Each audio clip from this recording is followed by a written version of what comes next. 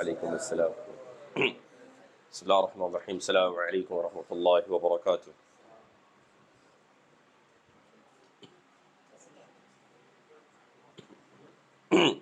الحمد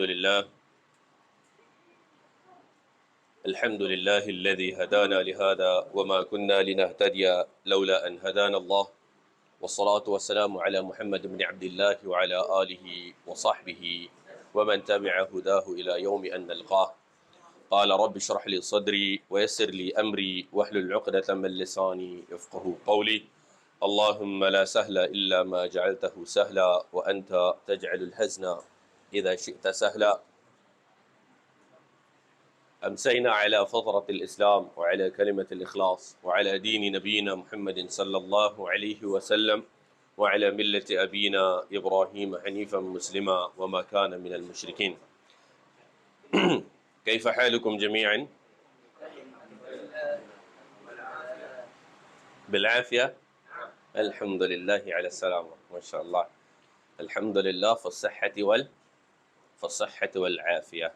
Naam, sihat wal afiat.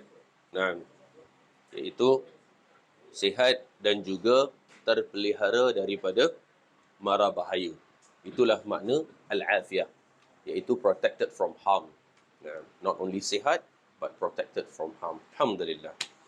فاخواني واخواتي اعزني الله واياكم جميعا. 3 days ago, we had a convention at Suntec City Convention Center, where I was invited as one of the speakers there, and I was touching on ar-rujula. Nah, wama adrakum ar-rujula, and what's ar-rujula? Ar-rujula bima'na masculinity, يعني manhood. Masculinity أي manhood. نعم، الرجولة من كلمة رجل، رجال. نعم، فالفرق بين الذكور والرجولة, the difference between الذكور male والرجولة men, is that كل رجل ذكر وليس كل ذكر رجل.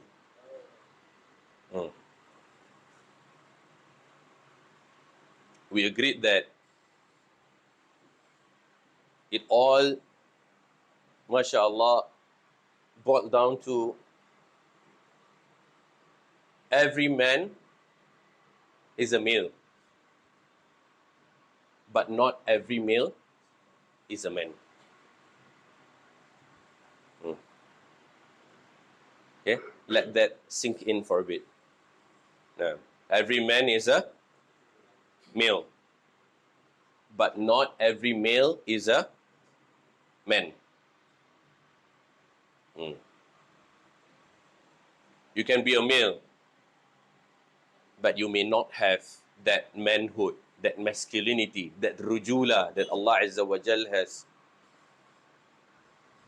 set as the characteristics, the values that should be embedded in a person, in a man.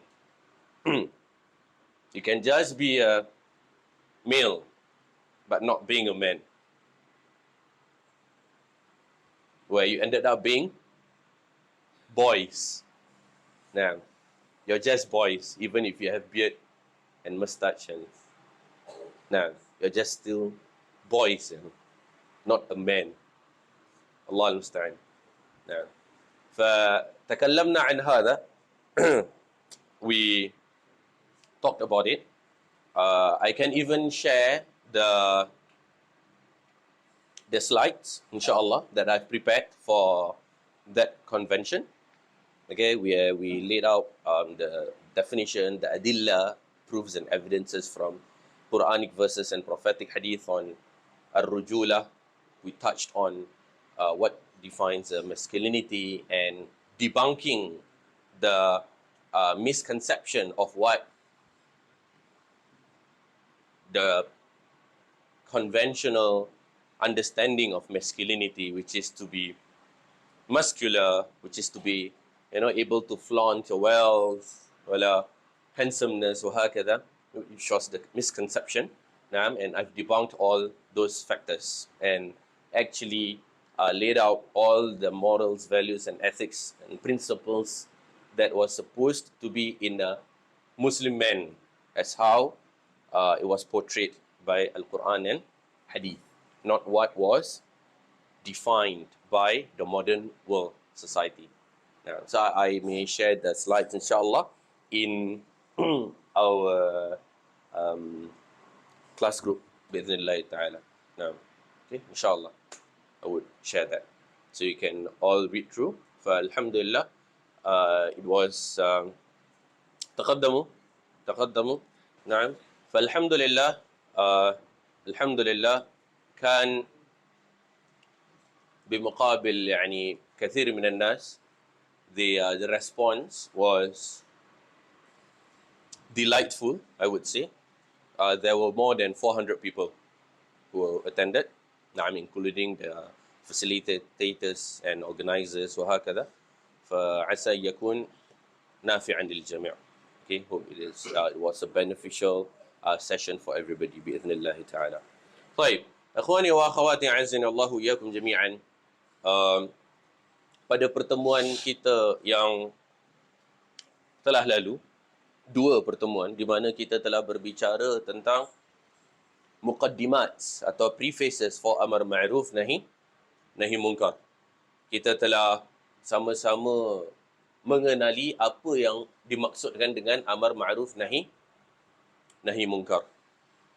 Yang namanya ma'ruf adalah apa yang dikenali atau dikategorikan oleh syariah sebagai ma'ruf. Apa yang dinamakan munkar adalah apa yang dikatakan oleh syariah sebagai munkar. Bukan ikut definisi kita. Bukan ikut pemahaman kita. Apa yang ma'ruf, apa yang munkar. Tetapi apa yang dikatakan oleh syariah, iaitu oleh syariah sebagai ma'ruf, maka ma'ruflah dia. Apa yang dikatakan oleh syariah sebagai munkar, maka munkarlah dia. Kemudian kita juga berbicara tentang adab wa akhlak, tentang bagaimana kita amar ma'ruf nahi munkar, tentang bagaimana kepentingannya amar ma'ruf nahi munkar, tentang bagaimana bila mana seseorang itu dia saleh, dia baik untuk diri dia, maka orang semua suka dia. But the moment dia become muslih, iaitu orang yang ingin memperbaiki orang lain, dekat situ orang tak suka dia. Nah, the difference between a salih and a muslih.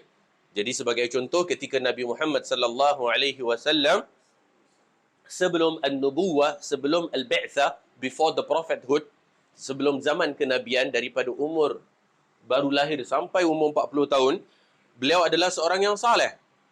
Sampai disebutkan sebagai as-sadiqul amin. Seorang yang trustworthy. Naam.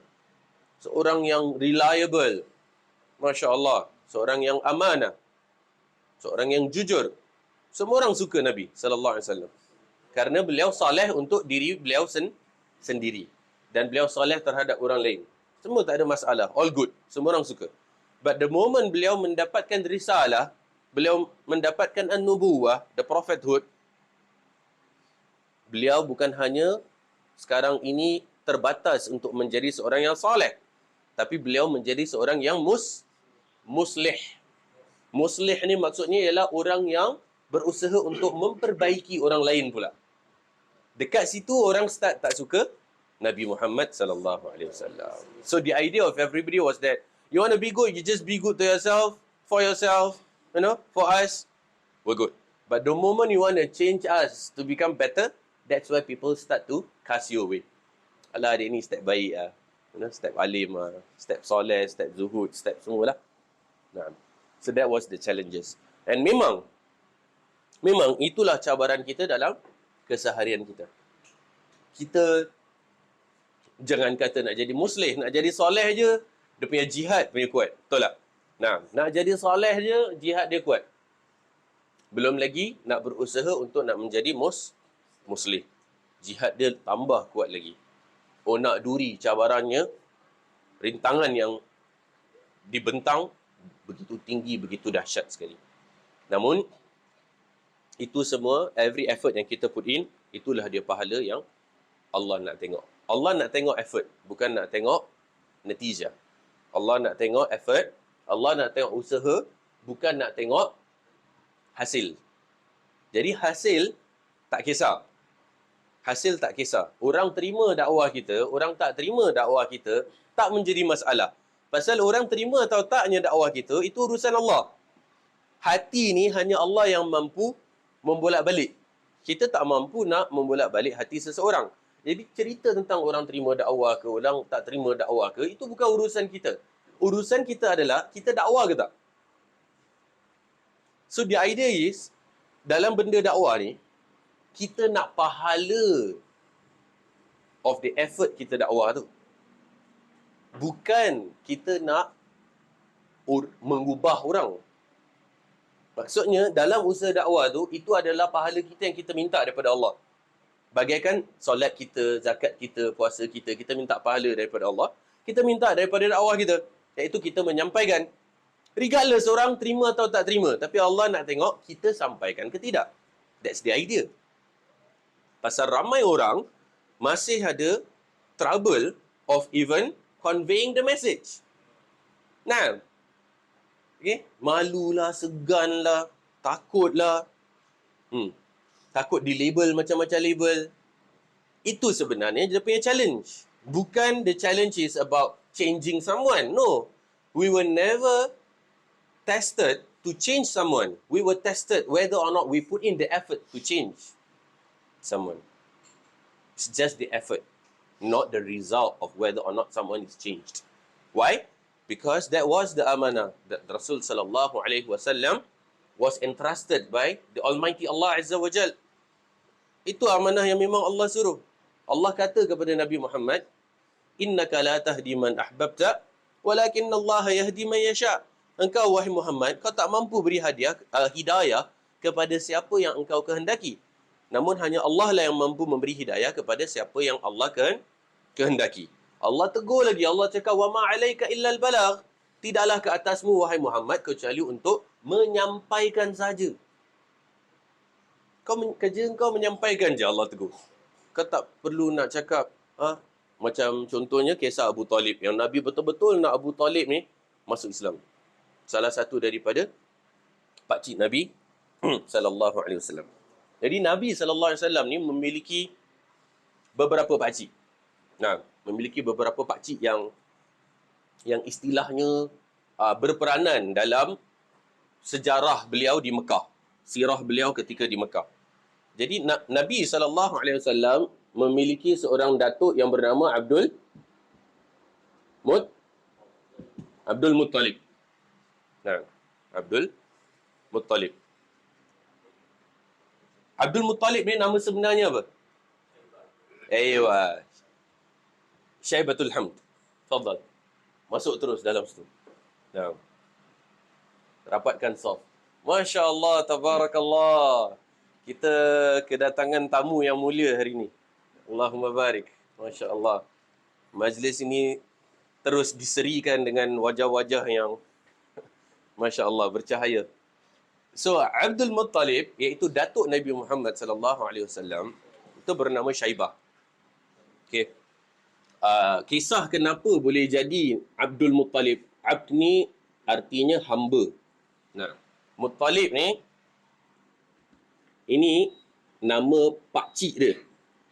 Jadi Muhammad bin Abdul Muttalib, Muhammad bin Abdullah bin Hashim. Abdul Muttalib atas dia Hashim. Hashim ni ada saudara, brother, nama dia Al-Muttalib. So ada Hashim, ada adik-beradik dia, salah satunya nama Muttalib. Jadi adik-beradiknya Hashim dengan si Syaibah ni, yang nama sebenar dia,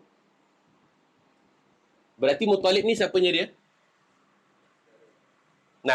Syaibah ni anak saudara pada Al-Muttalib, meaning Muttalib ni pakciknya si Syaibah, betul? Jadi what happened was that, sebenarnya Hashim ni meninggal.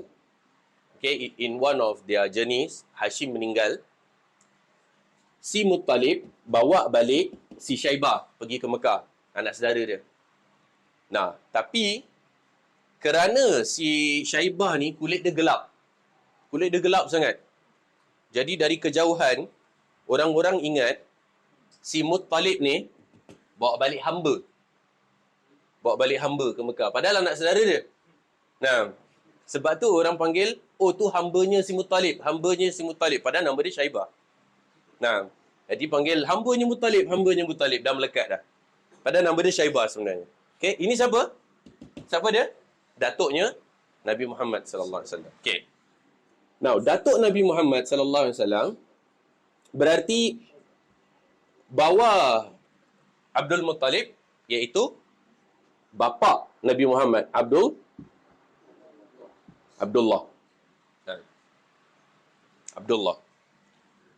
Abdullah ni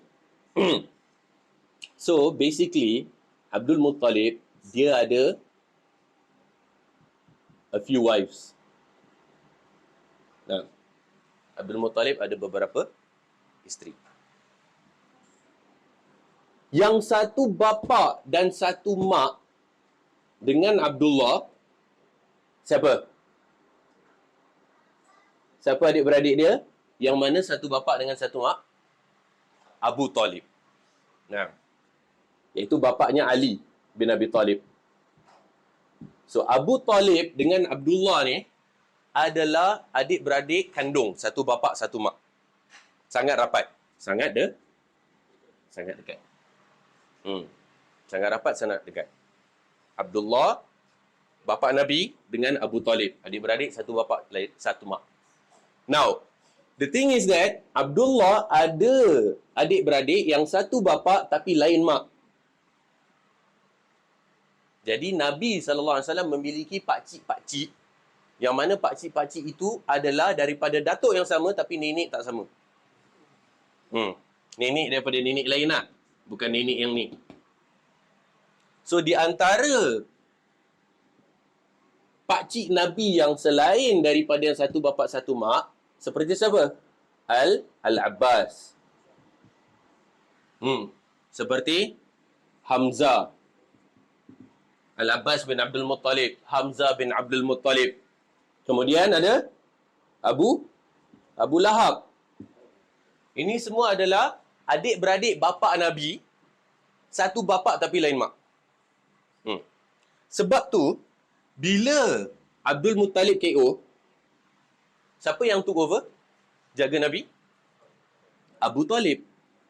Direct uncle. Pasal Abu Talib yang adik-beradik dengan Abdullah. Nah, bukan Al-Abbas, bukan Hamzah, bukan Abu Lahab. Nah. So di sinilah Muhammad sallallahu alaihi wasallam ini ada Ali. Abangnya Ali siapa? Of course, Abu Talib ni anak dia berderet sebenarnya. Ramai. Sampaikan sejarah sebut Abu Talib ni orangnya adalah kathirul iyal qalilul mal. Kathirul iyal qalilul mal istilahnya adalah ahli keluarga ramai tapi harta sedikit. Kan? Macam biasanya dia punya pattern macam gitulah. Ramai anak tetapi harta kurang. Nah, so Abu Talib, ramai Abu Talib hari ni. Okey, di antara pula yang ada harta anak sedikit. Itu yang kelakar dia tu. Nah, yang kurang harta yang anak ramai, tapi Allah berkati hartanya insya-Allah. Nah. Di antara adik-beradik Ali siapa? Ja'far. Nah, so kalau antum biasa dengar Ja'far bin Abi Talib, the leader of the hijrah to Habasyah, yang berbual dengan Raja Najasyi. Itu abang Ali. Nah. Okay, so the key is that Nabi SAW memiliki pakcik Abu Talib yang mana Abu Talib ni menjadi tulang belakang dakwah Nabi SAW. And Abu Talib sampai sudah tak masuk Islam. Al-Abbas masuk Islam lambat. Fathu Makkah. Lepas hijrah dah. Fatu Makkah tahun berapa? Tahun 8, tahun 9 of Hijrah. Baru Al-Abbas masuk Islam. Padahal anak dia dah masuk Islam dulu. Abdullah bin Abbas, anak dia dah masuk Islam sebelum bapa dia. Al-Abbas bin Abdul Muttalib. Masya Allah. Hamzah bin Abdul Muttalib pun masuk Islam dekat Mekah. Nah, sebelum Islamnya Umar bin Al-Khattab. So Hamzah bin Abdul Muttalib dah masuk Islam dulu, kemudian Umar bin Al-Khattab. Dan dua orang ni bila dah masuk Islam, Islam tambah kuat ketika di Mekah. Kemudian ada Abu Lahab yang langsung tak masuk Islam sama sekali. Nah. Okey, ini pun sama. So Abu Talib dengan Abu Lahab ni dua-dua tak masuk Islam. Yang ini masuk Islam, Al-Abbas dengan Hamzah. So di sinilah ketika Nabi SAW bersungguh-sungguh nakkan Abu Talib ni, kira istilahnya pakcik kandung baginda SAW. Sama datuk, sama nenek. Beliau bersungguh-sungguh hendakkan Abu Talib untuk masuk Islam. Kenapa? Okay, the thing about Arab, orang Arab ni, bila Nabi Muhammad SAW diutus menjadi seorang rasul, beliau ni daripada Bani apa? Bani Hashim.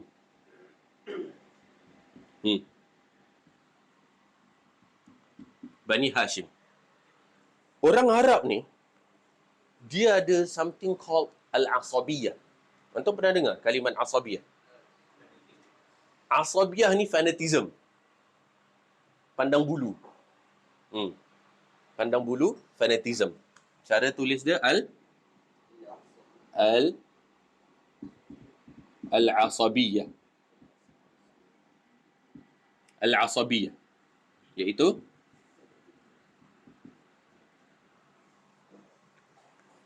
so the thing about Bani Hashim was that even though mereka tidak beriman kepada Nabi Muhammad sallallahu alaihi wasallam being a prophet, just because dia dari Bani Hashim, the whole of Bani Hashim clan are ready to defend and protect Nabi Muhammad sallallahu alaihi wasallam walaupun diorang tak masuk Islam. So itu dia punya pros and cons of asabiyah lah. Kira dia tak beriman pun, dia tetap defend and protect. Ketua Bani Hashim siapa? Lepas meninggalnya Abdul Muttalib, Abu Talib. Abu Talib is the chief of Bani Hashim. So macam Abu Lahab ni, kalau dia cakap berbual-bual, orang tak dengar. Orang semua dengar cakap Abu Talib. So Abu Talib, bayangkan bila Nabi SAW mula-mula dakwah tu dan mendapat tentangan daripada orang Quraisy, siapa yang ada his back sallallahu alaihi wasallam? Abu Talib, Al-Abbas, Hamzah. 3 pakcik Nabi ni semua backbone of the dakwah. Abu Lahab dari awal sekali dia tak suka. Dari masa Nabi bagi seruan dakwah dekat atas Bukit Safa, Abu Lahab dah tak suka. Nah, dia memang pangkah habis lah dari awal. Tapi yang 3 ni betul-betul punya defend. Yang paling beliau sayang sekali ialah tentunya Abu Talib. Pasal Abu Talib ni dah jadi godfather beliau sallallahu alaihi wasallam. Beliau dibesarkan oleh Abu Talib. Karena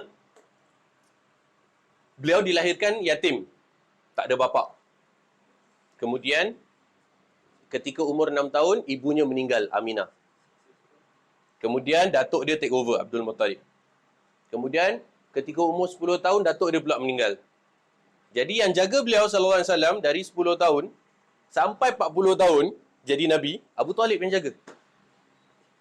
Sebab tu bila Rasul sallallahu alaihi wasallam dah beranjak dewasa, dah nikah, dah ada harta apa semua, Nabi sallallahu alaihi wasallam in return menjaga Ali bin Abi Talib. Padahal kira sepupu. Ali tu sepupu Nabi sallallahu alaihi wasallam. So pasal Abu Talib ni beranak pinak, Nabi sallallahu alaihi wasallam jaga Ali pula, returning the favor of Abu Talib. So, beliau nak sangat Abu Talib ni masuk Islam. Bersungguh-sungguh nak sangat. Jadi bila Abu Talib ni dekat dia punya deathbed, Nabi bersabda kepadanya, Ya ammi, syahadatan asyhadu bika indallah. Ucapkanlah, lafazkanlah syahadah yang mana aku akan berhujah depan Allah untuk engkau. Nabi sebelah kanan. Sebelah kiri ada siapa? Abu Lahab dengan Abu Jahal. Wahai Abu Talib, kau nak tinggalkan agama nenek moyang kau ke? Kata Abu Jahal, Abu Lahab. Jadi Abu Talib pun, kiri kanan, sampai akhirnya ditariknya nyawa Abu Talib dalam keadaan tidak melafazkan syahadah. Dan Nabi begitu terpukul dengan keadaan itu. Dan Nabi minta keringanan azab bagi Abu Talib, dan azab yang paling ringan bagi seorang musyrik di neraka Jahannam ialah untuk Abu Talib. Di mana Abu Talib nanti akan memakai sepasang slipper daripada neraka, yang mana ketika dipakainya slipper tersebut, otak mendidih. Otak mendidih, boiling, kerana panasnya. Itu adalah azab yang paling ringan untuk seorang musyrik. Slipper kalau kita pakai, otak mendidih. Jadi Nabi ngoyok, akhirnya tak dapat kan? Itu yang Allah tegur tadi.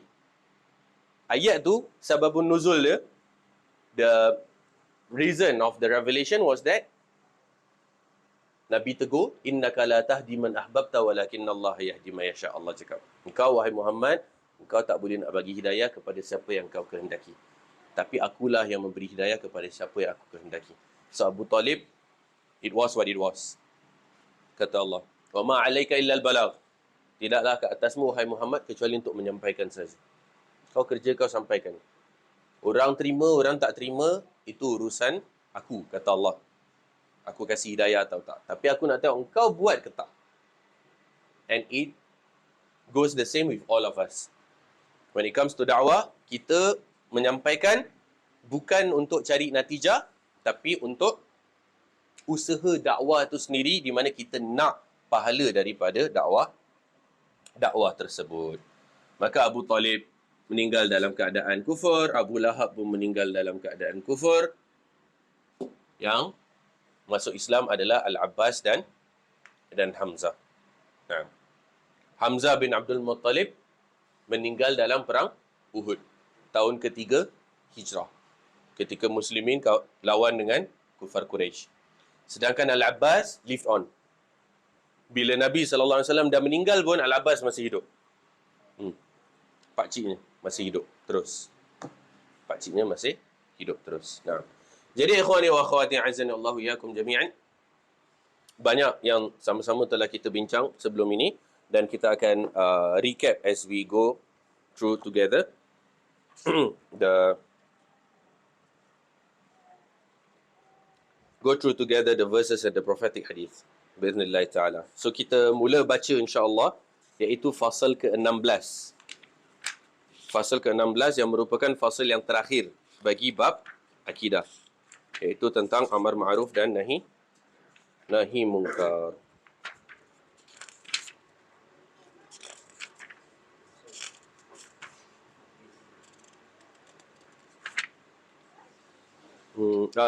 Second last actually. Second last. Pasal nanti ada etika terhadap sahabat, baru nanti habis akidah. So, fasal yang ke-16, everybody, insya-Allah antum semua dah sedia dekat page antum.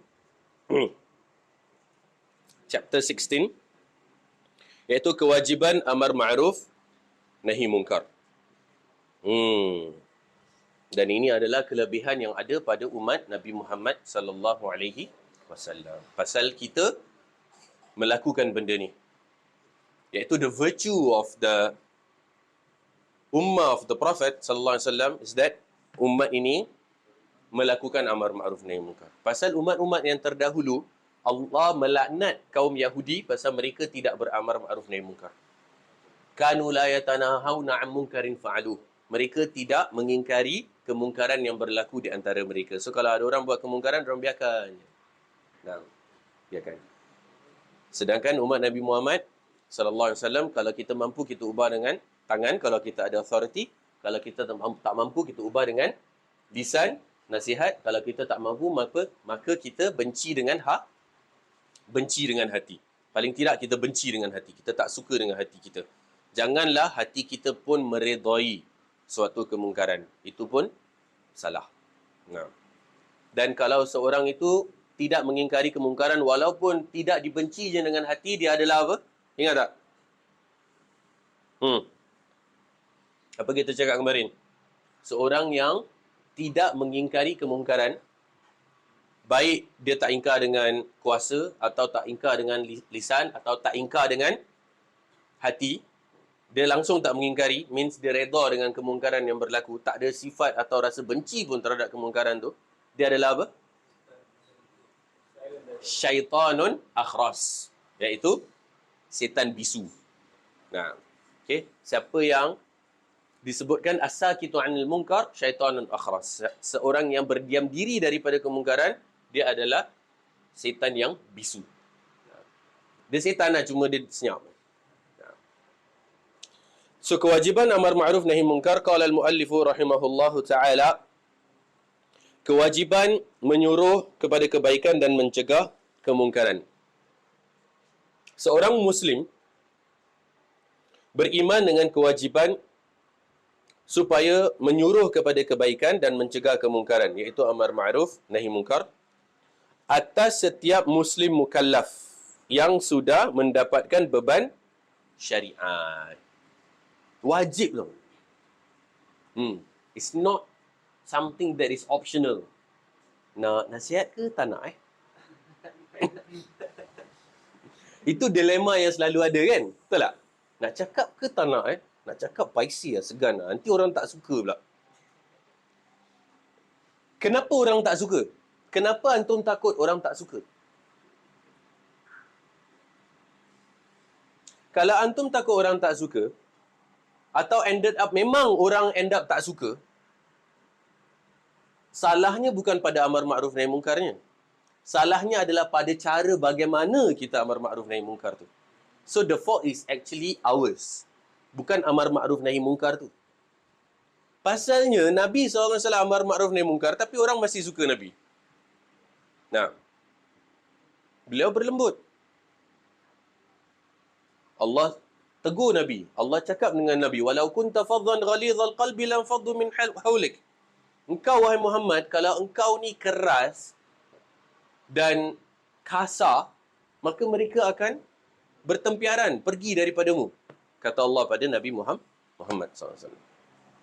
Dan Nabi tak pernah resort to violence for anything outside of war. Luar perang, Nabi tak pernah resort to violence, even once. Sallallahu alaihi wasallam. Even once, tak pernah resort to violence outside of war. Maka di sini peri pentingnya bagaimana bukan masalah amar ma'ruf nahi munkar tu, tapi cara kita amar ma'ruf nahi munkar tu sampai orang tak suka. Jadi maksudnya orang tu memang salah dari segi dia mungkin bermaksiat ke, buat dosa ke, betul. Tapi kita pun ada a share of salah pasal salah cara menyampaikan. Allah dah pesan, ud'u ila sabili rabbika bil hikmati wal mau'izatil hasanah. Serulah kepada jalan Tuhanmu dengan hikmah, iaitu dengan lemah lembut, dengan maksudnya Allah nak cakap tu wisely, dengan bijak. Dengan bijak. Kita nak ajak orang untuk supaya orang tambah dekat, bukan bila kita nak cakap tu buat orang tambah jauh. Pasal kita selalu cakap tu macam nak cari gaduh. Yang mana ianya akhirnya buat orang tambah jauh, bukan buat orang tambah dekat. Jadi kita nak kena self-introspect and reflect our intention of tegur tu, betul ke kita nak amar ma'ruf nahi munkar atau just nak tunjuk yang kita lagi bagus? Yang kita lagi baik, yang kita lagi tahu. Dan kita nak kena check intention kita. Orang tu salah dari segi dia berdosa, betul. Kita pun salah juga. Dari segi kita nak show off. So, kita punya amar ma'ruf nahi munkar tu, nak kena betul-betul punya purify sampai niat kita ketika menyampaikan ialah memang kita nak kebaikan untuk saudara kita. That is itself a challenge. That in itself is a challenge. Pasal apa? Pasal si setan terkutuk ni lah. Dia selalu datang kacau-kacau kan. Lepas tu end up apa tau? Dah gitu tak payah amar ma'ruf nahi munkar. Nanti amar ma'ruf nahi munkar ya pula. So macam mana? Buat salah tak buat salah? Caranya is steadfast, teruskan amar ma'ruf nahi munkar, tetapi jangan riak. Jangan nak tunjuk kita lagi bagus, lagi baik. Jangan ada attitude of holier than thou. The holier than thou punya cara. Dia antum nak kena tahu audience. Kalau audience tu adalah orang yang baru nak berjinak-jinak, kan? Baru nak berjinak-jinak, antum nak kena lembut sangat. Ana faham. Ana faham di mana ada yang sebut, habis Nabi boycott some of the sahabat bila diorang buat salah. Yang tak ikut perang Tabuk. 3 orang kena boycott. Nabi boycott, tak berbual. Semua kaum muslimin tak berbual, tak bagi salam, tak boleh bermuamalah dengan mereka, kena boycott. So kita nak kena faham, kalau orang baru berjinak-jinak masuk Islam atau berjinak-jinak baru nak U-turn, nak taubat kan, baru nak belajar, kita nak kena baik, nak kena lembut dengan dia. Tapi kalau yang otai-otai, yang veteran buat hal, kat situ mau kena pelempang sikit lah. Maksudnya, it's least expected of you to buat hal maksudnya. Tapi you yang buat hal lah. Kat situ, mungkin boleh harsh sikit. Yang apa? Liar tu macam mana tu? Yang baru ke yang otai? Neither. Oh, maksudnya belum lagi pun? Belum lagi lah kena lembut. Lagi lembut. Nah, lagi lembut. Itu yang apa tu istilahnya paling tak boleh harsh. Maksudnya kalau orang belum terbuka hati untuk nak taubat pun, itu lagilah kena lembut. Itu kira tak boleh compromise. Itu yang tahap paling lembut. And then yang U-turn lembut. Kalau yang dah otai, yang dah veteran, kira yang duduk dekat front line punya kan. Apa? Janggut putih. Oh, ada istilah janggut putih. Hey.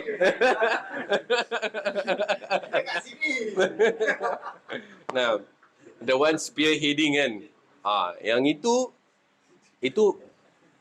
itu yang baru Nabi a bit harsh on them. A bit harsh on them. Pasal it's least as expected of you to buat hal. Itu baru kira macam kalau kena marah, kena marah. Pasal dia dah tegap sebenarnya.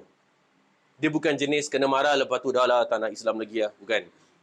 Dia kena marah, lepas tu macam dia sadar. Tapi kalau yang belum U-turn atau yang baru U-turn, dia kalau kena marah, dia boleh terus dah tak jadi taubat lah. Pasal dia belum tegap lagi, belum kuat lagi. Itu dia punya kepentingan dia lah untuk memahami audience kita. Kita nak tahu audience kita. Lain orang, lain cara.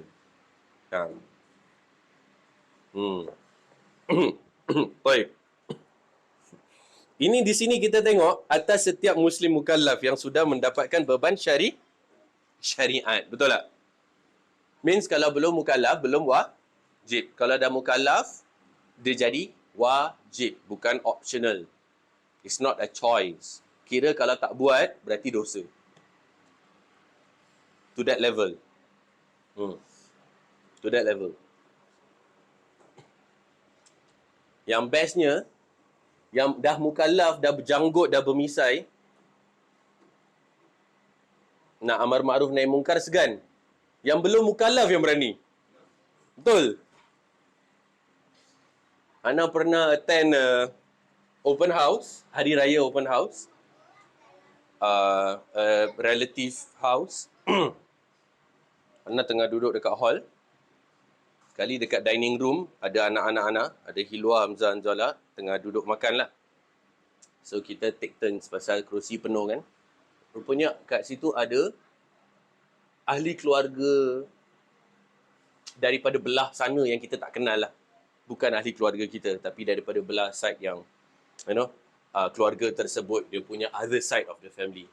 So, ada satu pakcik ni, hamba Allah ni, dia makan tangan kiri. Dia nak makan tangan kiri, itu satu hal. Dia pergi makan tangan kiri depan Hilwa, Hamzah, Hanzala. Itu masalahnya.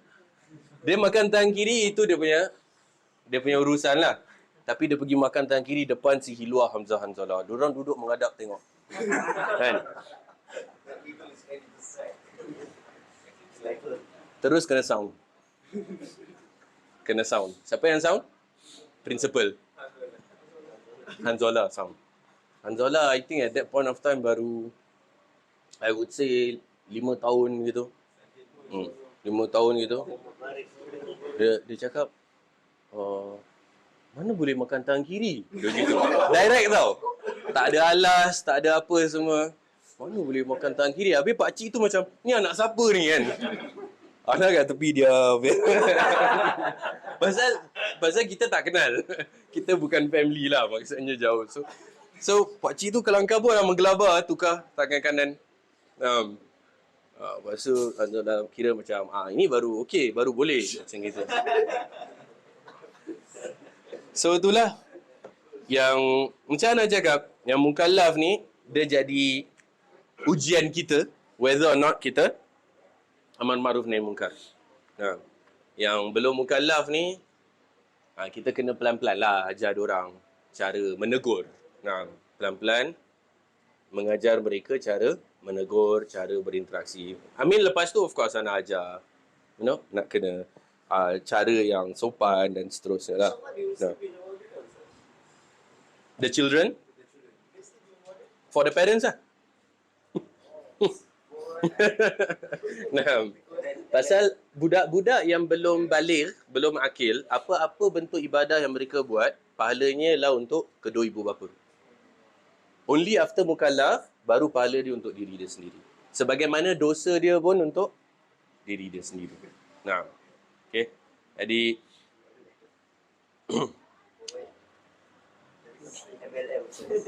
MLM, sahih. Jadi atas setiap Muslim mukallaf, semua mukallaf kat sini?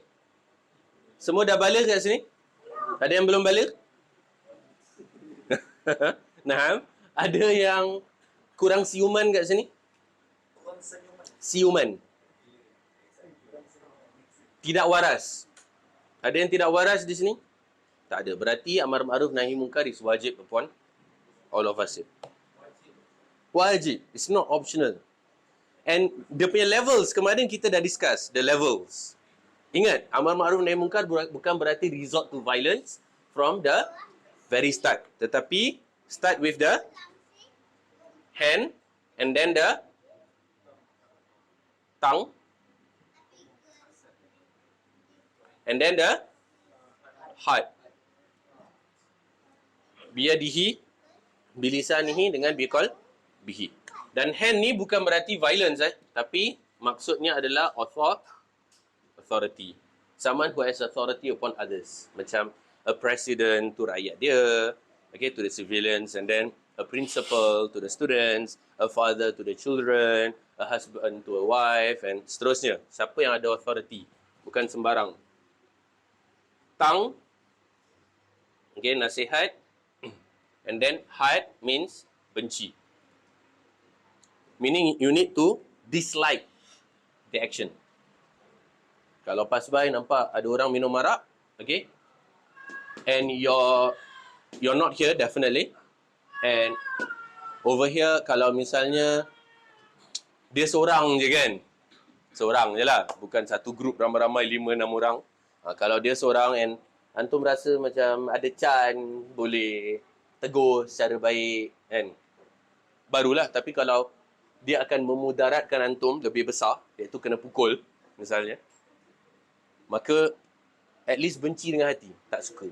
Tak suka perbuatan tersebut.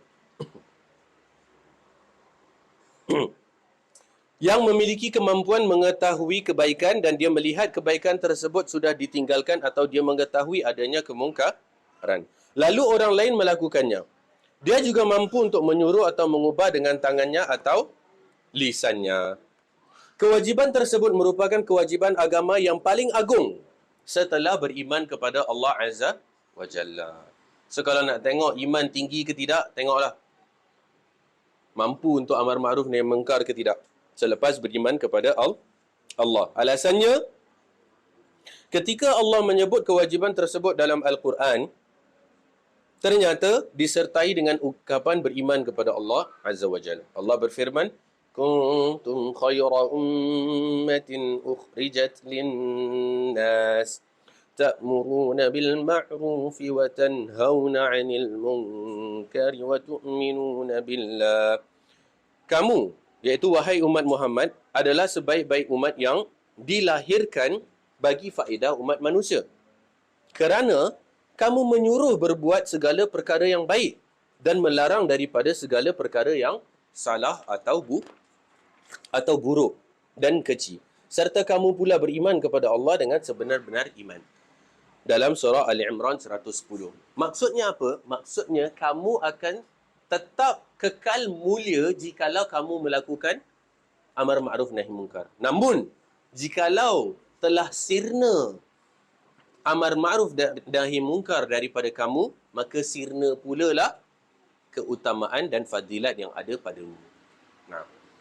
So, the virtues of being umat Nabi Muhammad is that kita, dia punya istilahnya, dia punya simbol is that seseorang tu amar ma'ruf nahi munkar. So, kalau dia tak buat, hilanglah keutamaan dia sebagai umat Nabi Muhammad sallallahu alaihi wasallam. Kira tak payah nak mengaku umat Nabi Muhammad lah, macam gitu lah. Amar ma'ruf pun tak boleh, nahi munkar pun tak boleh. Nah. Lepas tu nak konon, if I can use the term correctly, amar ma'ruf tak nak, nahi munkar tak nak, tapi nak pakai baju Nabi Muhammad. Nah. Nah. Faham istilahnya, Konon nak pakai baju umat Muhammad SAW. Nah. So kalau memang nak mengaku umat Nabi Muhammad SAW, maka kita hold up apa yang menjadi peranan utama Nabi Muhammad SAW. What was his main job scope? If you can share with me.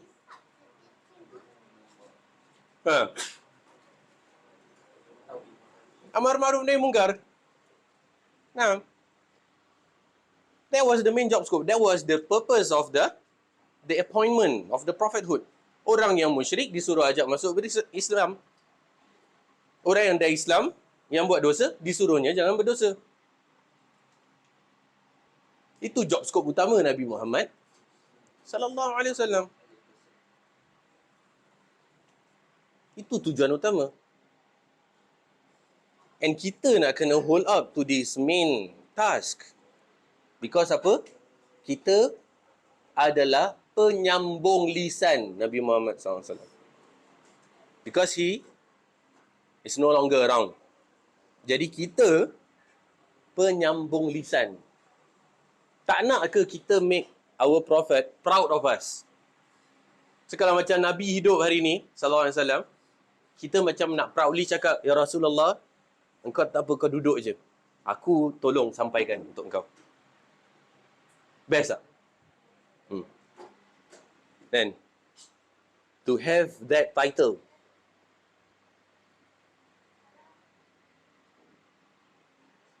Ya Rasulullah, tak apa. You sit down.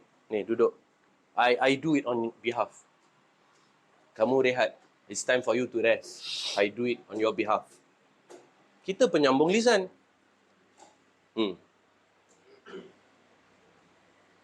Jadi ianya adalah perkara yang wajib.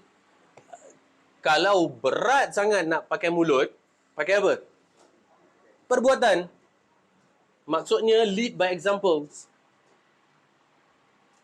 Anda faham? Tak semua orang is equipped with, an eloquent tongue untuk macam nak, dia takut nanti kalau orang ajak debate macam mana kan. Dia risau, mungkin ilmu kurang dan seterusnya. Lead by example.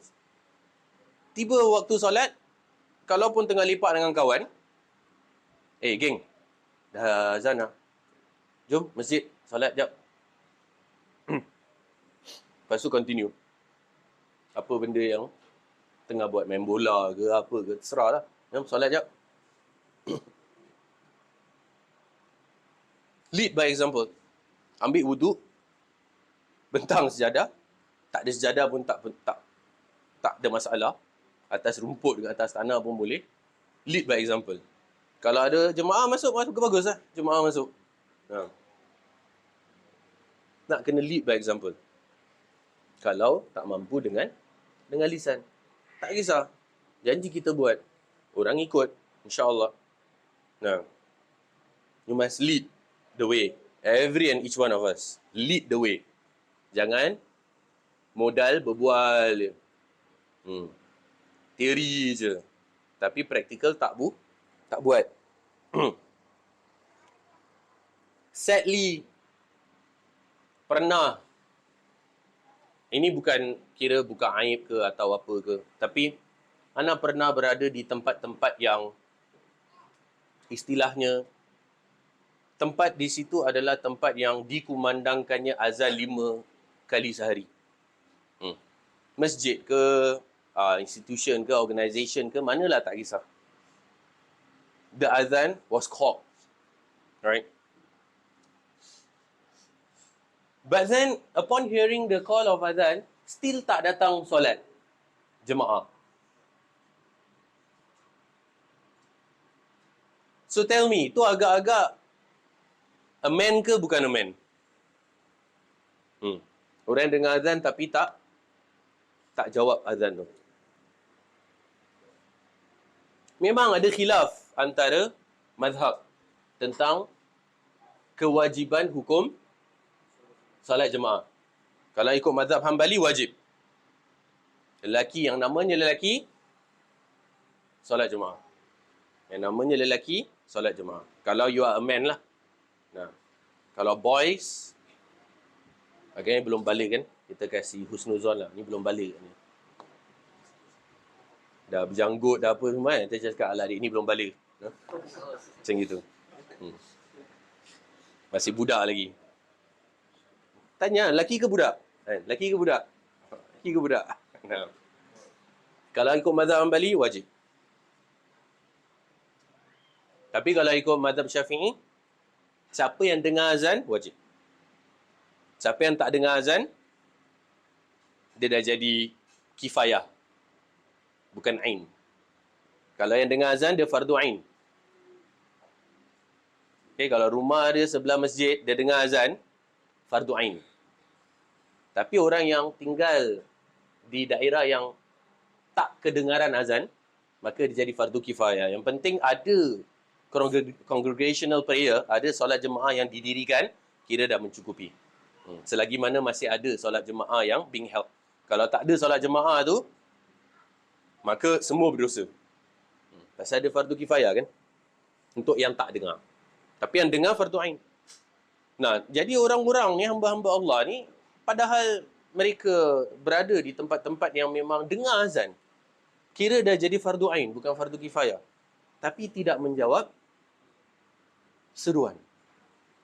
And then you're talking about success. You're talking about kejayaan. But then bila Allah panggil, hayya alal falah, marilah menuju kejayaan, you do not answer it. Then what success are you talking about? What success are you talking about? And kemarin Ana sebut juga, people nowadays, Nah, with all due respect to Al-Quds, ni Ana mention kemarin, ramai orang talking about freeing Al-Quds. Nah, freeing Al-Quds. Masya Allah, kita nak kena free Al-Quds. Ya, akhi. The masjid by your house, you don't even manage to free it. Nah, masjid sebelah rumah pun, you're not able to tame it. Nak jinakkan masjid sebelah rumah pun belum mampu. And then you're talking about freeing Al-Quds. What are you talking about? Tunjuk dulu, lead by example, berbual later. Ya. Kalau tengok video, tengok circulating, mungkin kat Instagram lah, TikTok lah, dekat mana YouTube ke apa kot, lepas tu marah, bukan main marah lagi, marah. Tapi azan, kemudian masjid sebelah tak pergi. Nah. Atau dekat masjid, pass by daerah masjid. Rasa talking about freeing Al-Quds. Nah. Oh, orang-orang tertipu ke atau macam mana?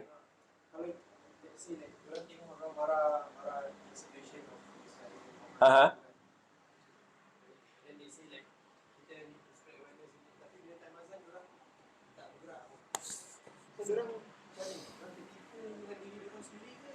Kan?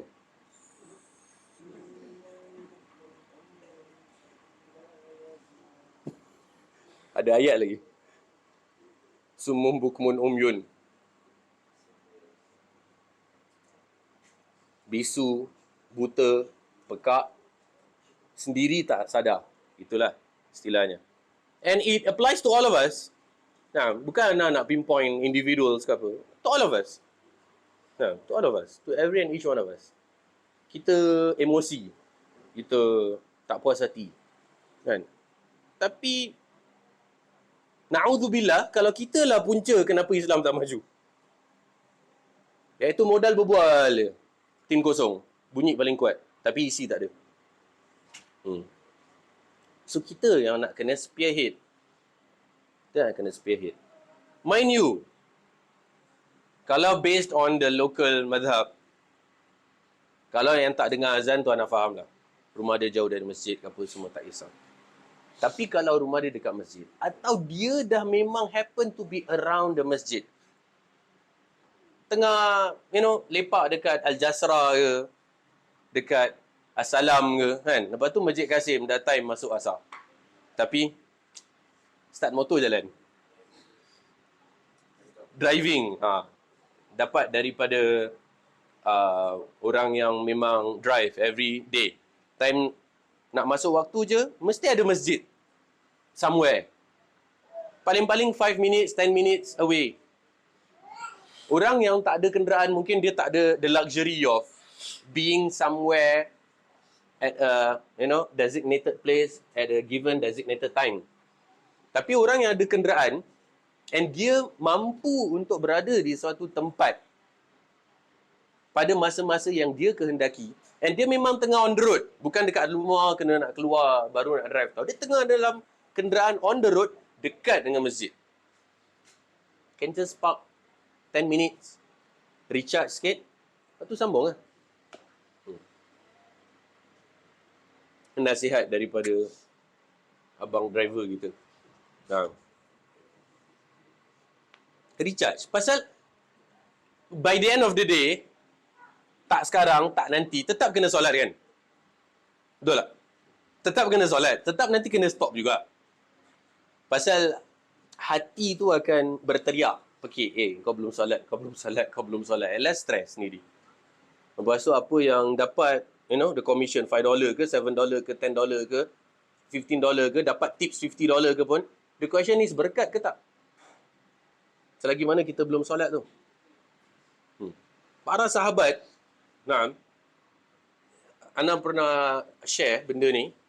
Ada seorang sahabat ni, dia tengah nak tebang pokok. Jadi dia adalah seorang pengumpul kayu bakar, di mana dia guna axe, kapak, tebang, sampailah kepada last swing. Kira kalau last swing ni, pokok tumbang. Dah jatuh lah, kira dah settle lah. Last swing, pokok jatuh. Memang orang profesional kan, orang tahulah. Dia tebang. Last swing tu pokok akan jatuh. Sekali tengah nak last swing tu, azan. Dia campak kapak tepi. Jawab solat. Dia cakap apa tau? Tiada keberkatan. There'll be no blessings in that last swing. Kalau dia tak jawab solat tu. There'll be no blessing, there'll be no keberkatan in that swing kalau dia tak jawab azan tu. Pasal apa? Azan cakap Allahu Akbar, Allahu Akbar. Allah Maha Besar, Allah Maha Besar. And sepatutnya Allah kena lebih besar daripada segalanya. Tapi kalau kita tersibukkan dengan kita punya Grab ke, kita punya Foodpanda ke, kita punya segala apa kerja yang kita tengah buat lah, tak kisah. Nah, maka mana lagi besar? Allah lagi besar ke Grab lagi besar? Macam itulah. Kalau kita masih continue, kita cakap Grab lagi besar daripada Allah. Nah.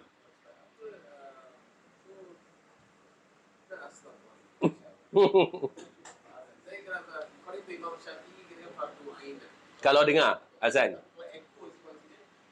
Echo? Berarti dengar lah tu. Dengar. Dia lagi echo, dia terngiang-ngiang. Nah. Hearing.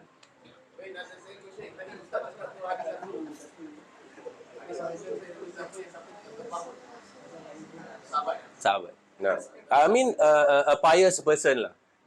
The narration of a pious person where he was told that a person was chopping down a tree and it was only left with the last swing of the axe, and when the azan called, he said there's no blessing in that swing. So dia stop, dia solat, habis solat dia tinggal pump, lepas tu jatuh. Lepas tu dia boleh get on with life ke? Dia nak potong branches ke, dia nak potong the trunk ke, kan? Pasal kalau you jatuh juga, after that, mesti you occupied. Macam, takkan nak biarkan nak tinggalkan? Potong lah sekarang. At last, lalai lah. Sampai to the very end, kan, baru sadar. Padahal, you still need the same time frame. If you need 10 minutes, 10 minutes it is. Tak kira lah dekat depan ke, dekat belakang ke, it's the same 10 minutes. It would have been the same. Tapi pasal apa? Syaitan. Nah, syaitan bisik. And it's a jihad. I mean, life is but a test. Kalau tak ada benda ni, then tak ada test lah. Tak kick lah, tak best lah. Tak rasa dia punya manis. Pasal, bila kita tahu syaitan cakap jangan, tapi letaklah kita off engine lah. You know? Paksakan diri juga. Kan, kita dapat patahkan and kita dapat putuskan tali kekang syaitan yang dia tengah steer us with. Kita putuskan that handle, that tali kekang tadi, yang mana dia bagaikan menunggang kita macam menunggang kuda. Kita disuruh pergi kanan, kita pergi kanan, suruh pergi kiri, kita pergi kiri. So kalau kita dapat putuskan tali tu, and then kita ambil wudu, and then kita solat, lepas tu kita feel good about ourselves tak? Rasa macam such an accomplishment, betul tak? Satu macam punya syok. Sampai kan macam tak nak keluar masjid. Betul tak? Macam syok je. Pasal apa? Pasal dapat solat jemaah dengan imam, dengan kaum muslimin yang lain. Tahu-tahu jumpa kawan, you know, Ajar akhi, how are you? Masya Allah. Apa khabar Fulan? Apa khabar Fulan? Oh, Fulan sakit. Oh, Masya Allah. Then you catch up with the brothers. Fulan sakit Oh, Masya Allah. Let's visit him ke something ke. Apa dia? Turun tak kayu. Turun itu jangan pula.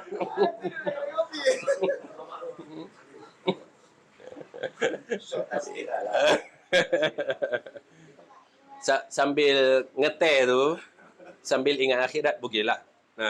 Okay. Jangan sampai lupa anak bini kat rumah pula. Ini lagi satu. Because many people, okay, not many people lah, many husbands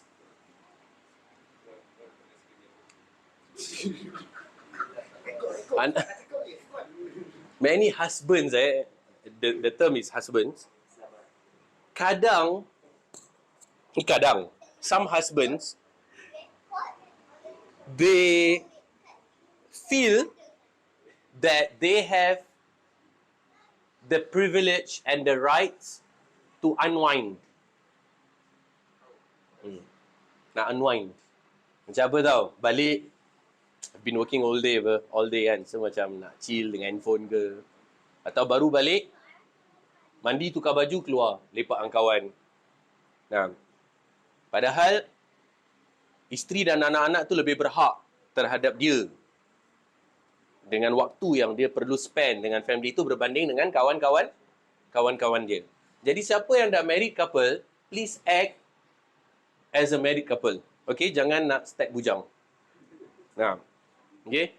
If you're married, you're married. Because you chose to be a married person. If you're not ready for it, then jangan hancurkan kehidupan anak dara orang lain. Nah, and also your children pun ada future. They need a father figure. They need an alpha to set the examples for them. Lead the way. So jangan salahkan anak-anak kalau dorang jadi, Charlie ke Delta ke apa ke, sedangkan you yang sepatutnya jadi alpha tak show the way. Lepas tu kemudian you nak salahkan budak-budak tu. Janganlah. You need to show them how it's done. Because they're your responsibilities, not your friends. Nah. But the worst part is that those friends ada responsibilities juga. Lepas tu boleh lepak, entah Thai tea ke apa ke, tak tahulah kan. Nah. Kononnya, apa? In the name of apa? Unwinding. Ukhuwah. Dia Islamic term dia in the name of ukhuwah. Ukhuwah tapi jangan hari-hari lah. Kan? Once in a while boleh. Kan? Ukhuwah. Brotherhood. Tapi jangan hari-hari. Pasal apa? Pasal nanti dia akan abuse that unwinding and dia akhirnya samar-samar dia jadi grey di mana dia tidak dapat membezakan lagi mana is unwinding dengan mana running from responsibilities. So syaitan akan lure him into macam, you deserve this. Okay, you deserve this. So macam chill, lepak, ngeteh. Padahal, it ended up being running from responsibilities. Dah si bini tu terkial-kial seorang kat rumah dengan terbalik, tergolek, yang tertiarap, yang anak somersault, yang lompat daripada atas lemari, yang kepala, kan kita selalu main gitu. Kan dah kantoi. Nah, lompat daripada atas lemari, atas katil, kepala kena bucu. Tapi boleh tak mak bapak unwind daripada anak? As couple. From time to time boleh, of course. Boleh you. Nah, nak kena kirakan spend time as a couple. Anak-anak parking dekat rumah, mak bapak ke, in-laws ke, atau parking dekat rumah adik-beradik ke. Park dekat sekolah. Aku nak pasal jadi. Nah. Masya-Allah. Nampak tak? Amar ma'ruf nahi munkar. Nampak. So, from time to time, yes, as a couple, you must take some time off from your children. It's a must. Okay, it's a must. Jangan tidak. Jangan tidak. Jadi, and kemarin benda ni sebenarnya Ana nak cakap masa dekat talk lah. Tapi Ana rasa masanya macam tak cukup. Time constraint. Ada ramai Muslimah tak kat sini?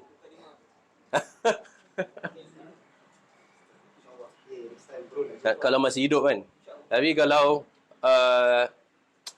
ada ramai Muslimah tak? Hari ni ada ramai sikit Okay. Untuk para Muslimah sedikit nasihat. Ana cuma nak sampaikan. Kemarin masa Youth Summit Ana nak sampaikan tapi I was not given the time. Ana cuma nak cakap, especially kepada para Muslimah, with the rise of all this feminism lah, equality lah, wanita berkerjaya lah, mendapat gaji lebih banyak daripada suami lah, dan seterusnya, rasa macam ada all this authority and so on and so forth. Satu yang Ana nak story sikit. Bila Allah Azza wa Jal menciptakan Nabi Adam alaihi salam, Nabi Adam alaihi salam, he got access to all the luxuries and the blessings of paradise.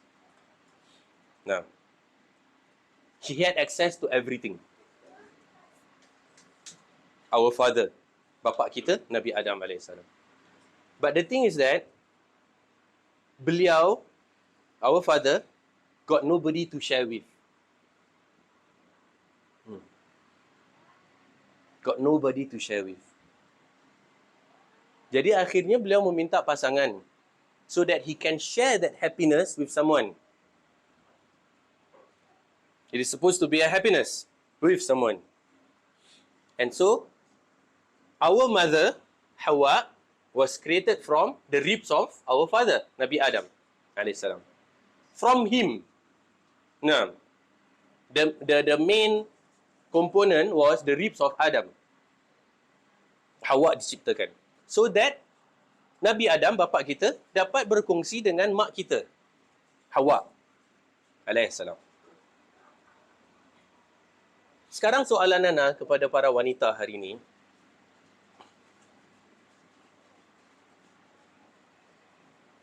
Bagaimanakah,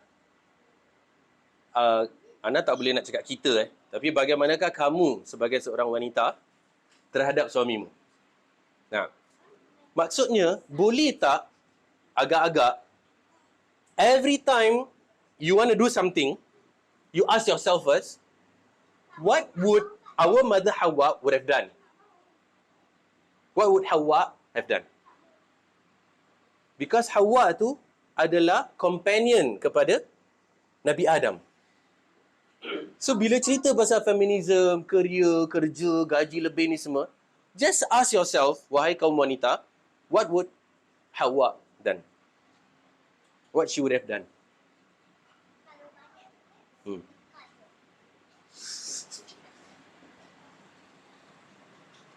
Okay, to be a companion, to have that sakinah, mawaddah, warahmah, ketenangan. Suami balik tu nak tenang, tak nak serabut.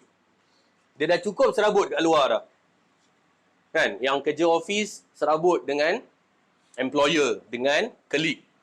Yang kerja on the road serabut dengan macam-macam hal hari ni, macam-macam PL, driver and rider yang ada dekat on the road. Nah, dengan cara drive dia apa semualah. Dengan yang riding, driving, cycling, semua ada. Macam-macam jenis. Dengan PMDing pun ada. Ya. Jadi bila balik, every time kaum wanita tanya, what would have Hawa done towards Nabi Adam AS? Pasal Nabi Adam minta a companion to share the happiness with him. Bukan nak suruh bebankan, bukan kata Hawa tu kemudian nak kena hold up responsibilities and segalanya. Lah, just be a companion. Nabi Adam just nak teman untuk share the happiness with. And that's what husbands are. Dia nak someone yang share happiness. Someone to share happiness with. Bukan wife yang buat sakit kepala. Boleh pecah kepala. Pasal the notion of the wives being brainwashed with the mentality of the Western world. Terikut-ikutkan sangat. Instead of ikut mak kita, Hawa. So just ask yourself, what would have Hawa done? Tu je. Okay, my kira my 2 cents for the ladies lah. Tu je yang Ana nak sampaikan. Ana nak sampaikan kemarin tapi tak berkesempatan. Nabi Adam minta peneman. Temankan dia. Dan Nabi Adam tak burden dia dengan apa-apa pun. Nak teman. Just nak to share. Pasal boring kalau ada semua all this happiness tapi tak ada someone to share with. Tak best. Tak tak ada teman yang dapat bercanda bersama, nak ketawa sama, nak gurau sama, nak usik-usik sama. Itu. Kan? Yang kawan-kawan lelaki adalah, tapi nanti dah lain pula kan. Kalau nak Boleh lain-lain. macam you ni kan, dengan kawan lelaki. Janganlah. Dia ada limit. Dia ada limit dia. Dengan isteri itulah seorang suami dapat betul-betul menjadi at peace. 100% at peace. Jadi 100% at peace is during solat, and 100% at peace bila dia dengan isteri dia. Dia macam just macam boleh, you know, boleh recharge everything. Jadi yang kaum wanita ni jadi that companion bagaikan Hawa kepada Adam alaihi salam. Right? So, kita habiskan paragraf ni. Demikian berdasarkan kepada dalil-dalil nakli dan akli seperti berikut. Dan di sini disebutkan beberapa daripada ayat-ayat Al-Quran. Ada 5 ayat Al-Quran. Nanti kita akan bahas tentang 5 ayat Al-Quran ni, tentang amar ma'ruf nahi munkar. Kemudian diikuti dengan beberapa hadis Nabi SAW. Kemudian nanti baru diikuti dengan dalil-dalil akli, iaitu dalil-dalil dari segi logika tentang kenapa amar ma'ruf nahi munkar tu wajib. Kenapa kita nak kena buat amar ma'ruf nahi munkar. Until then, jadilah seorang yang soleh dan kemudian jadi seorang yang muslih sebagaimana Nabi Muhammad sallallahu alaihi wasallam. The struggle is real. Tak kisahlah kalau kita pun masih banyak dosa, tak apa. Yang penting kita menyampaikan juga. Pasal kalau kita tak menyampaikan, then siapa yang nak menyampaikan? Pasal semua orang berdosa. Kita dah sebutkan syairnya kemarin. Idza lam ya'iz fin nasi man huwa muznib, faman ya'izil 'asina ba'da Muhammad. Jikalau tidak mengajak kepada amar ma'ruf nahi munkar seseorang tu yang mana dia sendiri berdosa, maka siapakah yang nak buat amar ma'ruf nahi munkar setelah Nabi Muhammad SAW? Pasal tak ada orang yang selamat daripada dosa. Semua orang berdosa. Dan kalau kita cakap syaratnya adalah kau nak kena jadi baik baru boleh amar ma'ruf nahi munkar, dan tak ada orang yang layak setelah Nabi Muhammad SAW. Then what? Semua orang tak perlu amar ma'ruf nahi munkar? Tak boleh. Jadi kalau kita berdosa pun, kirakan kalau anta minum arak pun, anta kena cakap dengan orang lain jangan minum arak. Macam itu. Kalau enta tak solat pun, enta cakap dengan orang lain pergi solat. Walaupun ada cakap tak serupa buat kan, tapi tak kisah. Amar ma'ruf nahi munkar is one thing, dosa tak solat is another thing. So kalau dia tak solat and dia tak suruh orang solat, 2 dosa. Pasal it's 2 different things. Okay, it's being dealt differently. Dia kalau tak pakai tudung pun, dia suruh orang lain pakai tudung. Pasal apa? Kalau dia tak pakai tudung and dia tak suruh orang lain pakai tudung, then dia 2 dosa. Kalau dia tak pakai tudung, dia tak suruh, dia 2 dosa. Kalau dia pakai tudung and dia ajak orang pakai tudung, dia dapat 2 pahala. Okay. Dan kalau dia pakai tudung, tapi dia tak ajak orang lain pakai tudung, then dia cuma dapat 1 pahala dan 1 dosa. Dan kalau orang tu tak pakai tudung, tapi ajak orang lain pakai tudung, dia dapat dosa tak pakai tudung, tapi dia dapat pahala ajak orang lain pakai tudung. Tapi dia tak ada ajak semua orang, Ustaz. Ya, Perempuan je. iyalah. Aywa. Ya, boleh relate kan? So, Brother Muhammad was saying, can we interlink the amar ma'ruf nahi munkar with the hadith of la yu'minu ahadukum hatta yuhibba li akhihi ma yuhibbu li nafsihi. None of you shall be a complete believer until he loves for his brother what he would have loved for himself. Dia takkan penuh iman seseorang sampai dia mencintai bagi saudaranya apa yang dia cinta untuk dirinya sendiri. Jadi walaupun dia tengah tak buat pun, and dia cakap suruh orang solat, suruh orang jangan minum arak, walaupun dia masih tak solat, dia masih tak minum arak, dia masih minum arak, itu adalah dengan doa juga, ya Allah jadikanlah aku orang yang solat, ya Allah jadikanlah aku orang yang tak minum arak. Okay, and with that kita end our session today dengan tasbih kafarah. Subhanakallahumma rabbana wa bihamdika asyhadu an la ilaha illa anta astaghfiruka wa atubu ilaik. Wa akhiru da'wana alhamdulillahi rabbil alamin wa billahi taufiq wal hidayah. Wassalamu alaikum warahmatullahi wabarakatuh.